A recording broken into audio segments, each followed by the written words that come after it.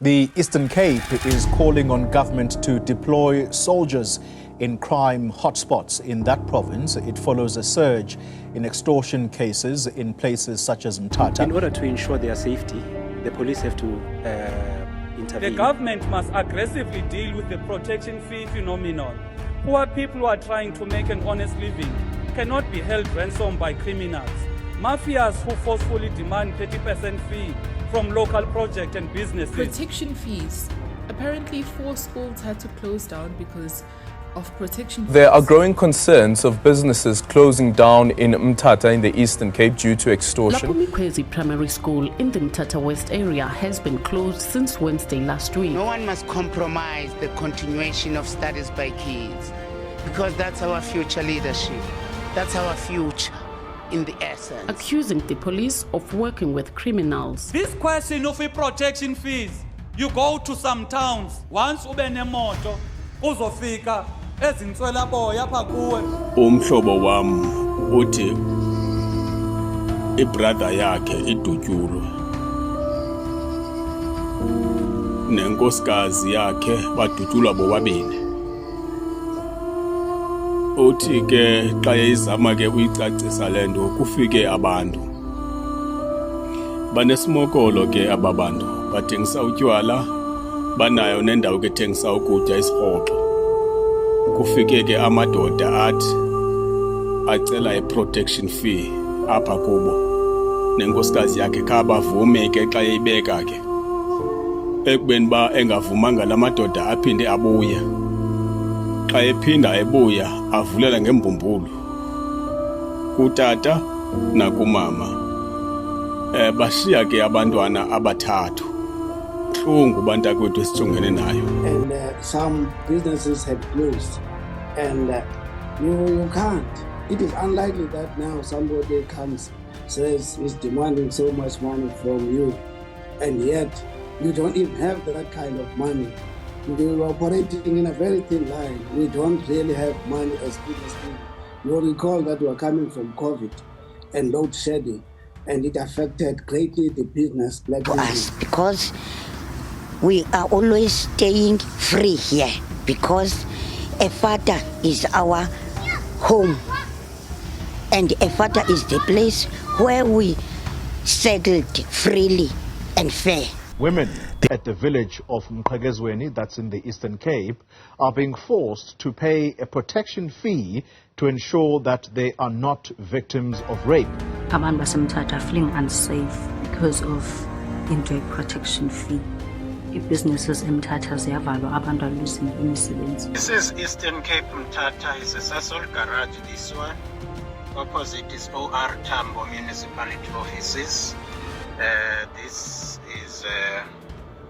This is closed. Sasol garage is closed because of protection fee in Mthatha. This is the third Sasol garage which is closed because of protection fee in Mthatha. Yeah, Sanmanan, hello guys, welcome back to my channel. Now the rise of protection fee in South Africa is just getting ridiculous each day. A protection fee is not something new though, especially in this country. Just that people are starting to speak out now. Now in KZN, not long ago, a powerful businessman who was allegedly collecting protection fee from the locals, including Mama Abadayisa, simple things like amagwinya, was gunned down by the NIU, and many community members were relieved. Okay, and they celebrated on socials. I'm sure you guys remember that story. Now, for other communities or other provinces, schools, churches, big businesses like Amagaraji, disabled people, and in some communities, women must also pay in order not to be raped. Now, the rise in this, especially in the Eastern Cape, is crazy. Now, though a lot of people are calling for soldiers to be deployed, just like they deployed them during the lockdown, Deputy Defense Minister Ubantu does not believe intervention by soldiers is the answer to solving a protection fee syndicates, which has led to some businesses closing in Mthatha, Eastern Cape. Cape. In Mthatha and other regions in the province, a troubling trend of extortion through protection fees is significantly affecting local businesses and individuals. Now, speaking to Times Live, he said the problem of protection fees has been around in Mthatha and other areas of the Eastern Cape and in South Africa in general. The new police minister, when we were at the Lekgotla cabinet meeting, I briefed him about the situation in PE and Mthatha. He went to the Eastern Cape and was accompanied by the Premier Oscar. I assumed that after he has satisfied himself and heard from the community, he should be in a position to produce a plan of execution on how they will address the problem. Last week, Mchunu visited the province and vowed to beef up security in the OR Tambo district. Deputy Defense Minister Ubantu said involving ama soldiers would not be easy. Usually, soldiers cannot go on their own. You would have to follow the channels, such as going to the presidency to see if they want to deploy soldiers. There's nothing we can do on our own.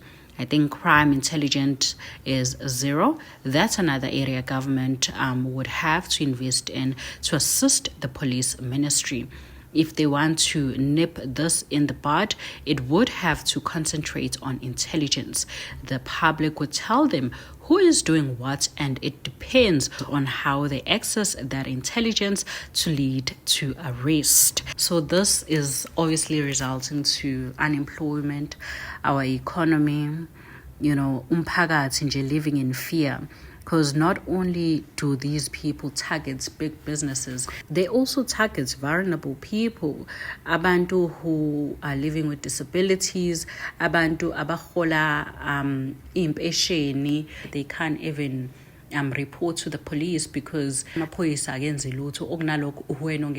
because obviously these people in most cases they work with the police. So this Deputy Defense Minister saying that, we must find channels, we can't just deploy soldiers, we must, the community must work with us and report. What do you mean the community must work with you and report? Don't you know if they report, they get killed? Do you not know? As soon as they report, who do you report to? To the police. And then the police inform these thugs, and then they get killed. Because businesses are closing down. People are losing their jobs. We already have unemployment, a huge unemployment rate in South Africa. And on top of that, living in fear. Imagine you have to pay a protection fee so that you don't get art.